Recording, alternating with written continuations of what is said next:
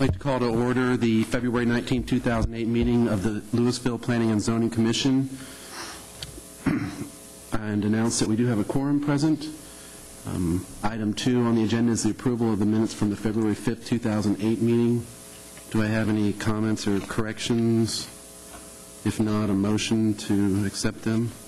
Motion to approve the minutes of the February 5th meeting.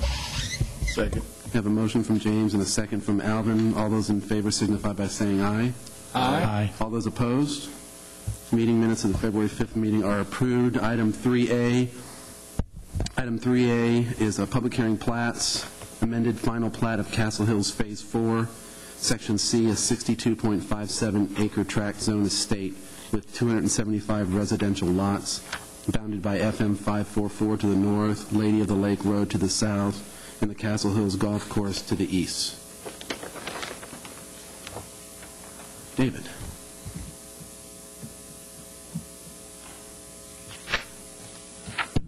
Good evening. Hopefully we'll, yeah, there we go.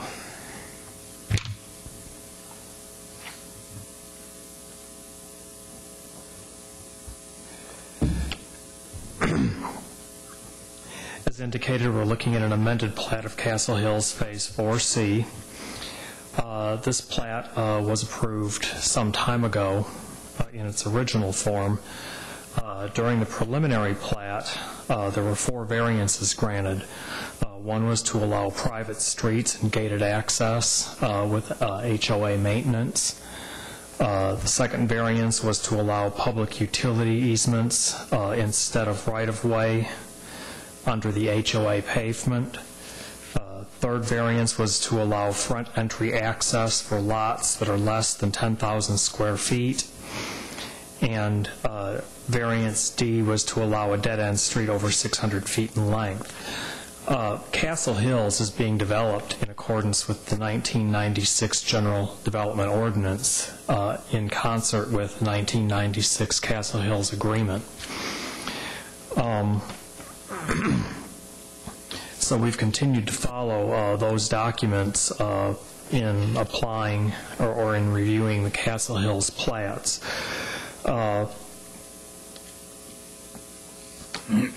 Again, with the preliminary plat, those 4 variances were approved, and they were variances to the Castle Hills Agreement. Then when the final plat came along, we had one additional variance, which had to do with the street geometry. Some of the curves in the subdivision were a little bit sharper than what would normally be allowed under the Castle Hills Development Ordinance, and that variance was approved by the City Council with the final plat.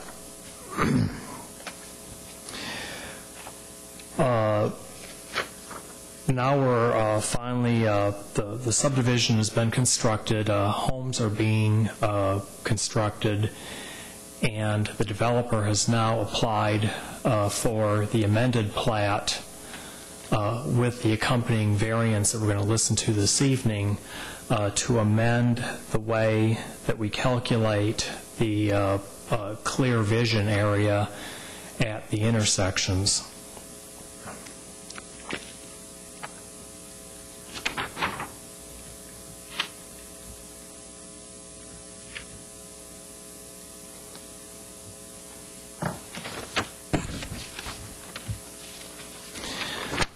The 1996 General Development Ordinance, as well as the Castle Hills Ordinance and our current General Development Ordinance, all requires a 45-foot by 45-foot clear vision area at each quadrant of an intersection. It's illustrated by the top diagram on the overhead. I believe you've got a copy of this in your packet. The general principle behind the 45-foot clear vision area is that in residential subdivisions, the majority of intersections do not have any stop control, which means that right-of-way is basically based on whoever gets to the intersection first. So it's important to have a good, clear vision as you approach the intersection, because there's no stop sign to ensure that someone is actually going to stop. And when you have those times when two cars approach an intersection at roughly the same time, you always have that moment of decision of whether you're going to be the one that's going to stop and wait for the other person, or vice versa. So as a general rule, and also very common in other municipalities, a 45-foot by 45-foot clear vision area is applied to all the corner lots. Basically what that means is in that 45-foot area, you can't have any buildings, tall fences, or tall landscaping, so that as you approach the intersection, you can see oncoming traffic.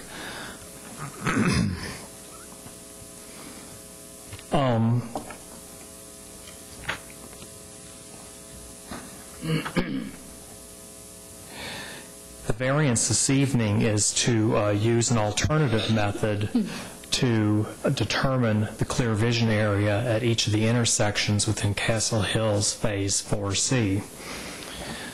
Our standard clear vision area is based on a principle called approach site triangle, which I just described.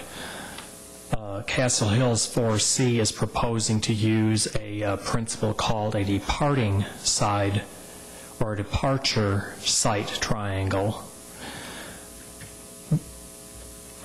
To simply put it, a departure site triangle is typically applied to an intersection when you've got a stop-controlled condition. The principle behind the departing site triangle is the assumption that the vehicle on the minor street with the stop sign is going to obey the stop sign, and that the driver on the main street that does not have a stop sign is going to be able to continue through the intersection without delay or without having to slow down necessarily. So instead of having a triangle that's equal on both sides, 45 by 45, you end up with a triangle that's relatively shallow on the minor street because you've got a vehicle that's actually stopped at the intersection. So there's no because they have to stop, they don't need as early a warning with regard to oncoming traffic. Based on 25 miles an hour, which most residential streets are, that distance is 10 feet as opposed to 45. However, on the major street, that distance is 250 feet as opposed to 45. So what you end up with is a very shallow but very long triangle on each quadrant of the intersections. The reason the developer has asked for this particular variance in this subdivision is a combination of reasons. The lots in this section of Castle Hills are zoned estate townhouse, which means they can have a minimum of a 4,000 square foot lot, which is a relatively small lot. In addition, the building line setbacks are relatively close to the right-of-way line compared to other zoning districts that the city has. So when you put the building, when you start out with a small lot and then you have relatively small setbacks, the building pad takes up the majority of the lot.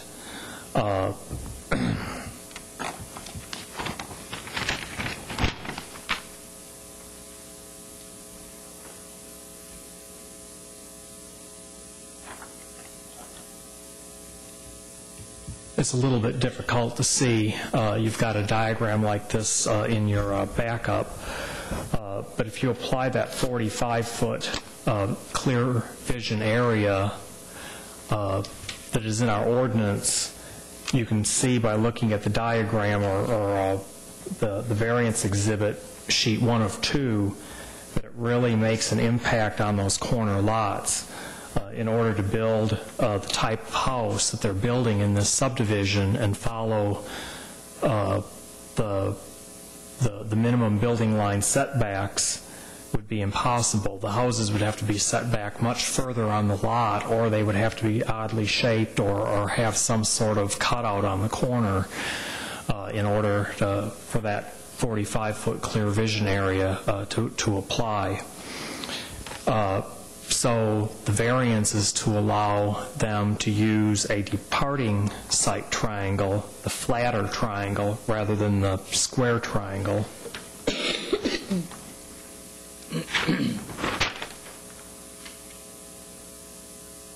Which ends up looking more like page 2 of the variance exhibit, very long and narrow along the sides of the lots.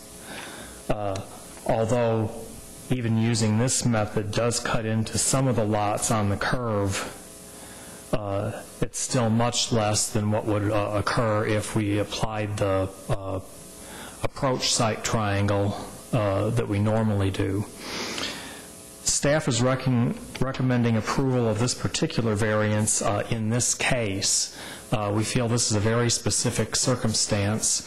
All the intersections in Phase 4C of Castle Hills are stop controlled, meaning all these side streets that tee in to the main street all have a stop sign. That's typically not the case in a normal residential subdivision, but in this case, they do all have stop signs. There's one exception, and that is the four-way intersection up here by the entrance off FM 544, which is a four-way stop. So even in that case, we have stop control. The second reason is that this is a gated subdivision with private streets, which means that there should be very little traffic within the subdivision once it's built out that isn't related to either the residents or someone trying to service one of the homes within the subdivision, meaning very little cut-through traffic, if any. And so with those two facts in mind, staff is recommending approval of this particular variance as a one-time case for this section of Castle Hills. I'll be glad to answer any questions that you might have.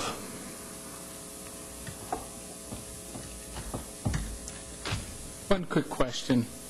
In that we are obviously cutting down the line of sight for safety reasons, although the stop sign pretty much helps that out. Will there be any kind of, or has the builder agreed to limit the kind of landscaping or shrubbery that potentially could go in there, or is there even any possibility of shrubbery or landscaping going in that would block the sight of someone leaving from a stop sign? Well, landscaping is always hard to control, but again, under normal circumstances in a city subdivision, our code enforcement officers enforce that type of issue, fences, landscaping, and other obstructions in that 45-foot clear vision area. I'm not entirely certain how they monitor that in Castle Hills, but the same principle applies. They should not be planting any landscaping that would exceed 2 feet in height. Same thing with any fences or other obstructions. Should be either 2 feet or less in that clear vision area. Okay.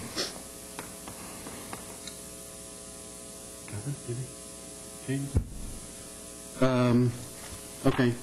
Thanks, Jim. I think that was a good question, because I had a similar question, and I was actually concerned about this before you mentioned the stop sign. You know, that we were going to maybe put this through and not have the stop signs in there. But I guess my only question. I have maybe a comment and a question. You said there was one intersection, the gated access up off 544, that will not have the stop signs. Is that correct? No, actually, it's a four-way stop, so it has stop control in every direction. Okay. So all of these instances we see in here where the, or in either case, where the triangle cuts in, or the 45, or the lesser angle, whatever that was, the 30-degree. Well, I don't know what the degree is, but it's a very flat triangle. In any of those, so all of those that are indicated on this particular diagram are going to have stop signs? Yes.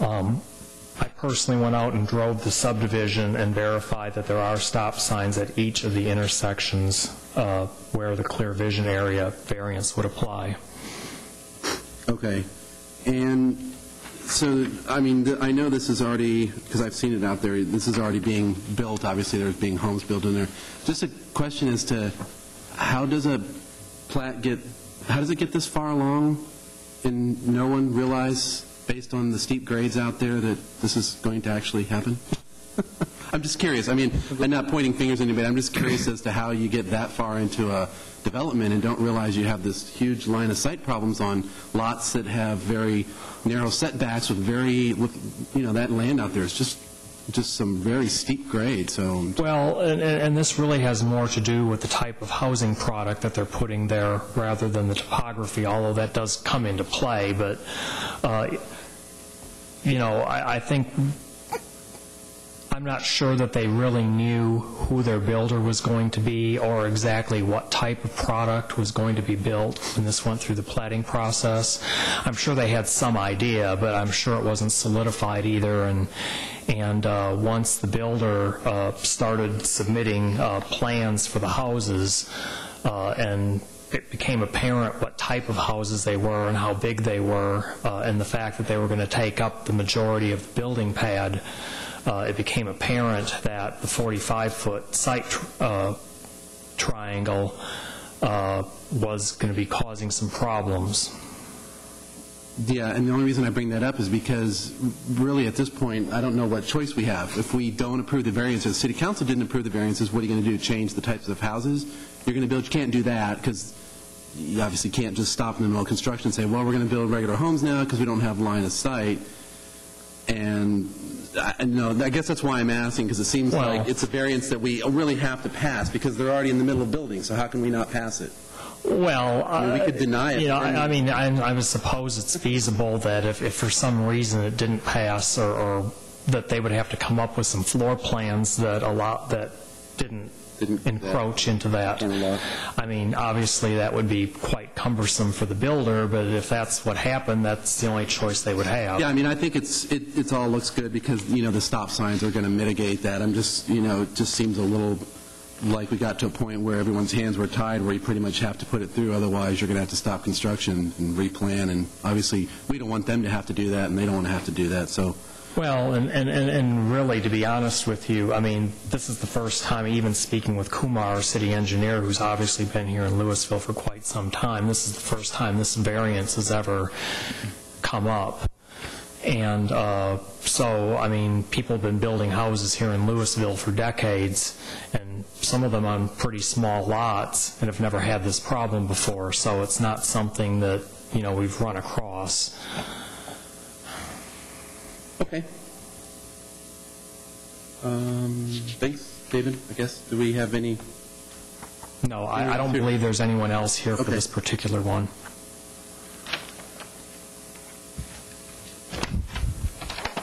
Okay, so I guess this is a public hearing, so I will open the public hearing. Anyone wishing to speak for or against this item can do so, but I see we have a pretty small audience, so if we have no one out there, I'll take a motion to close the public hearing. I'd like to make a motion to close the public hearing. Second. Motion from Jim and a second from Alvin. All those in favor signify by saying aye. Aye. All those opposed? Public hearing is closed. Do we have any more comments? No. From the commissioners at all? Just one other one, because, like I said, I don't remember ever seeing anything like this.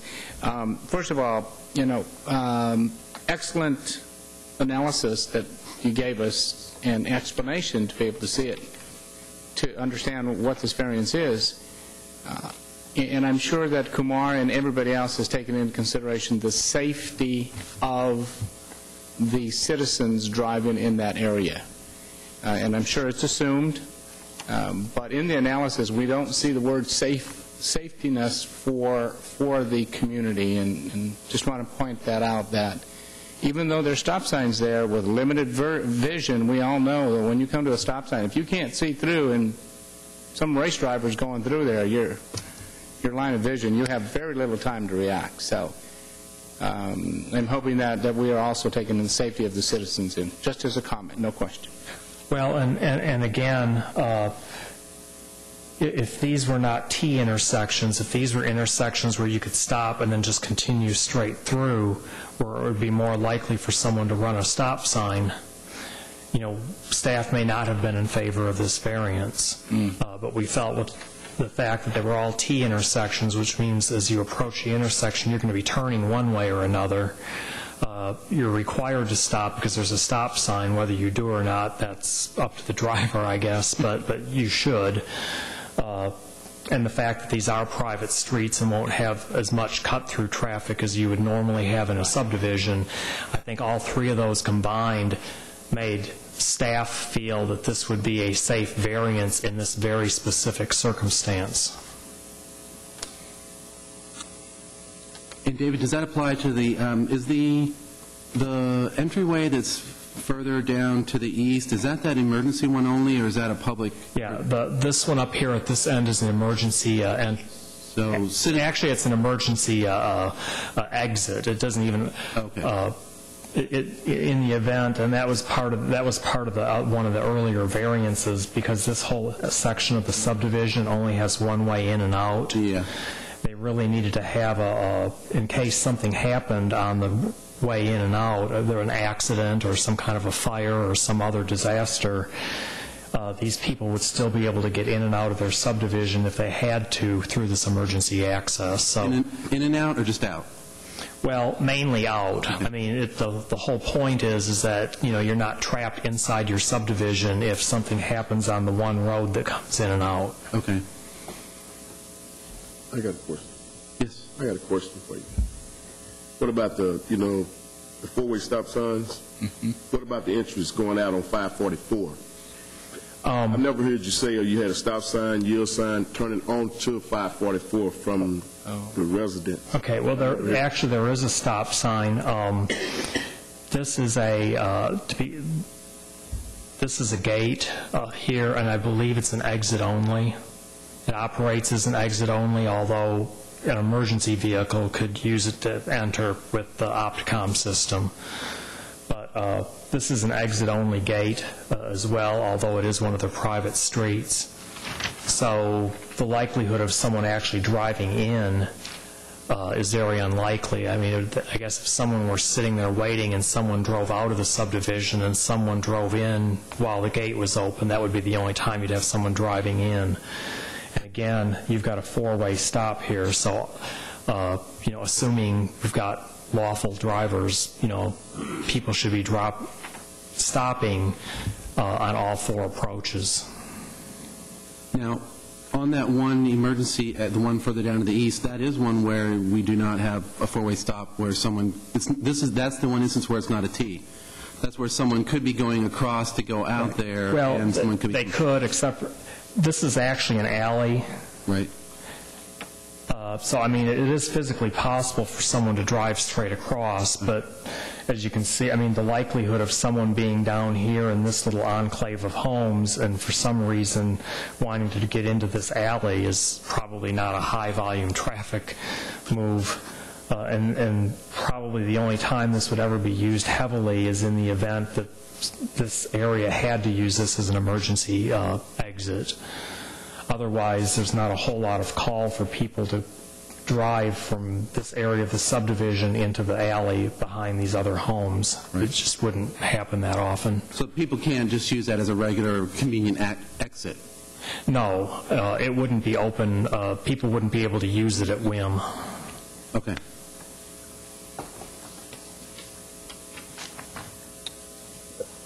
Okay, thanks, David. Anything else, commissioners? If not, then I will entertain a motion to accept or deny this recommendation. I'd like to make a motion that item 3A be approved as presented. Second. I have a motion from Jim and a second from Alvin on item 3A. That's to recommend approval? Correct. Okay, a motion on 3A to recommend approval from Jim, second from Alvin. All those in favor signify by saying aye. Aye. All those opposed? Motion carries unanimously. Item 4A on the agenda, regular hearing plats, preliminary plat of Louisville Town Crossing, a 54.61 acre tract designated light industrial with 9 commercial lots, bounded by Highway 121 to the north, Josie Lane on the west, and Windhaven Parkway to the south.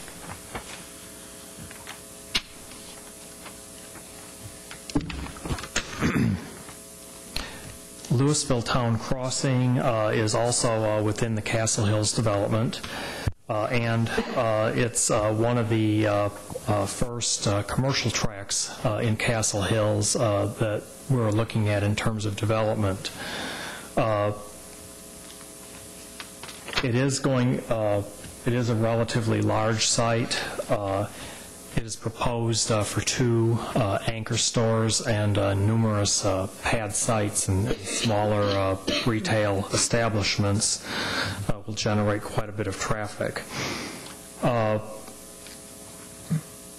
There is one variance associated with this particular plat, and that is to dedicate a street and utility easement instead of a right-of-way for a driveway deceleration lane off of Josie Lane. On the plat document, that deceleration lane is located down here in the southwest corner, closest to Windhaven, and the intersection of Windhaven and then Josie, and then there's a driveway right about where this pointer is, and they're going to have a deceleration lane off of Josie to be able to pull in. Again, they've requested a variance that instead of dedicating right-of-way for the deceleration lane, that they dedicate an easement that would allow the street and utilities. I will note that they are building a number of other deceleration lanes with this project. They're building one from Windhaven onto Josie. They're also building a deceleration lane on State Highway 121. Those will be in dedicated rights-of-way. So of all the deceleration lanes that will be involved in this project, there's only one of them where the variance will apply.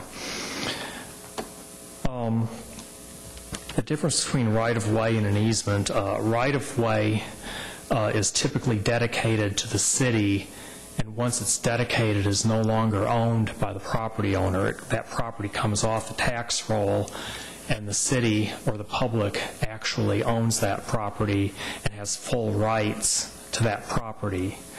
An easement is a little bit less. An easement, even after it's dedicated, is still owned by the private property owner. However, the easement grants the city or whoever the entity is the right to use it for specific listed purposes. So most of the time, and well, as a matter of fact, our general development ordinance as well as the Castle Hills ordinance is written such that any time that someone builds a deceleration lane or a right turn lane, that a commensurate amount of additional right-of-way is dedicated. And in most instances, we do want to have that right-of-way so that the city has complete control over that property and the parkway behind the curb. We've had other variances that were similar to this, and we've, from time to time, recommended approval of those, again, in some limited circumstances. Staff is doing so again this evening, recommending approval of this particular variance for this one deceleration lane for Louisville Town Crossing.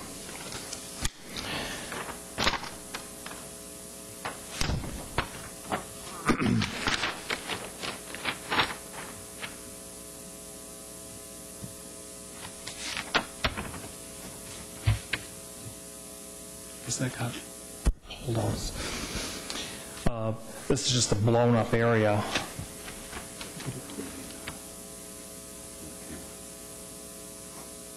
There.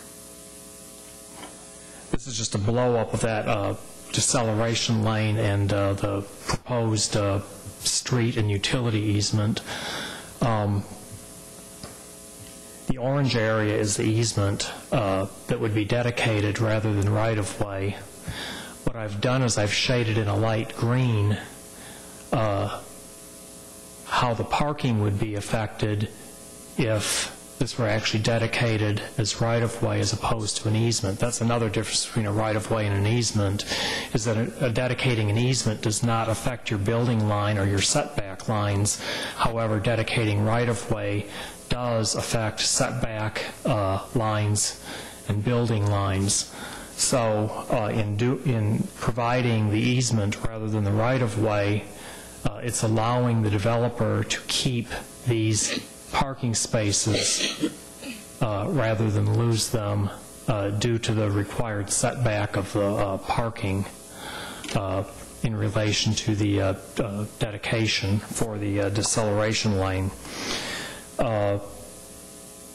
This easement is going to be specifically for street and utilities, which will allow the entity which it is being dedicated to, City of Louisville, to operate, build, and maintain streets, street appurtenances, drainage related to the street, as well as any public utilities in that easement. So, although it's not quite as strong as a right-of-way, it does allow the city to build anything in there that we would normally build if it were a right-of-way. So, again, the only real difference here is the fact that the easement will not affect their parking setback, where a right-of-way would. From a practical standpoint, in this circumstance, the city is getting almost everything that it would get with a right-of-way, and certainly everything that, from a staff perspective, we think we would need in the future in order to operate, build, and maintain streets and utilities along Josie Lane. The applicant's engineer is here this evening in case you have any questions of them. I'll be glad to answer questions as well. Thanks, David. Any questions from the commissioners? Anybody? I'm just curious, David, the blown-up picture here, because it said that, I don't know if this is an actual, is this an actual true representation of the parking? I was just curious because I noticed it said in there that they would be losing like 10 parking spaces, but it appears to me from your drawing that we're looking at more like about 20 parking spaces, so that was just one sort of question on how... Well, this isn't their final site plan. Okay. This is just a representation that they gave us. I think they're still working on their site plan. Okay, and just one other question about how this all works. What is the difference between asking for this to be an easement versus asking for a variance that they reduce the setback from the parking to the right-of-way? Well, I think, and we've done it both ways. I mean, we've done variances of the minimum landscape strip as an example, so that we could get right-of-way where we thought it was more important. Okay. In this particular case, this is Castle Hills, and they also have their own deed restrictions and standards. And my understanding, and maybe the applicant's engineer will be able to confirm this, but if I understand correctly, Castle Hills also has some additional requirements that parking lots have to be set back so far from the street. So, if the right-of-way were dedicated, the city could always, I suppose, entertain a variance with regard to the landscape strip, but then they would have to reconcile that issue within their own Castle Hills deed restrictions as well. So I think in this case, is just a cleaner way to do it because it's Castle Hills and it's a very limited situation. So the setback requirement from the right-of-way is because of landscape strip? That's the entire Well, setback? the city's requirement, that's the main, you're required to have a 10-foot landscape strip between the property line and the parking spaces. Okay. And then I think Castle Hills has additional setbacks required for parking lots. So in this case, you would have landscape strip sort of going right up into the easement. In other words, they'd be allowed to put their landscape strip into the easement Well, versus a right-of-way they couldn't really with the setback. This is really a way for them, the city's granting the variance to allow the right, or the easement, and then they can still technically say that they're meeting all the requirements of Castle Hills by having their parking set a certain distance back from the right-of-way. So, it's sort of it's just a way to be able to fit in the parking spaces and meet both sets of requirements, both city and Castle Hills. Okay. I have a question. Go ahead, Alvin. Who's maintaining the, right here where you got the description where the parking lot, and it goes out across, Well, who maintains? okay, well, the city will be responsible for maintaining any public facilities within that easement. Again, the easement specifically gives the right for the city to operate, maintain, and construct streets, street appurtenances, and utilities. So any streets or utilities in that easement will be maintained by the city. Any other private improvements, such as landscaping within that easement area, would not be maintained by the city because it's not the easement only allows the city to do streets and utilities. Anything outside of that Castle Hills or the developer puts in that easement would be would be something private that would be privately maintained. I understand that part. My question is, on that easement that's coming on down a little further where your line is, on down, you see what I'm saying? Yeah, right there, where the other parking area is. You see the little, Are you talking about the gray shaded area? yeah. Because the gray shaded area just shows the representation of the setback of the landscape strip if we were to take right-of-way on their deceleration lane. These are the parking spaces that would, this is just a representation of how many parking spaces might be lost if they were going to dedicate right-of-way instead of an easement. But if the variance is granted, they'll be able to keep all these parking spaces, and obviously the owner of the shopping center is going to maintain their parking. Yeah, that's all part of the owner. Yep. Okay. Thank you, David. Does anyone have any questions for the engineer, for the developer, I believe, that's with us tonight? No? Okay. I think we're good then. So if we don't have any other discussion, I guess, on this one, I will entertain a motion.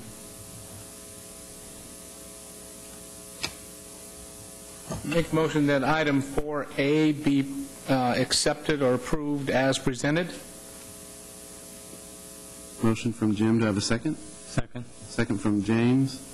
This is to approve item 4A, to recommend approval of item 4A. So all those in favor signify by saying aye. Aye. All those opposed, motion carries unanimously. And we go on to 5, which is other business. Nothing from staff, anything from the commissioners? Do I have a motion to adjourn then? Motion to adjourn. Second. I have a motion from James and a second from Jim. All those in favor signify by saying aye. Aye. Meeting's adjourned.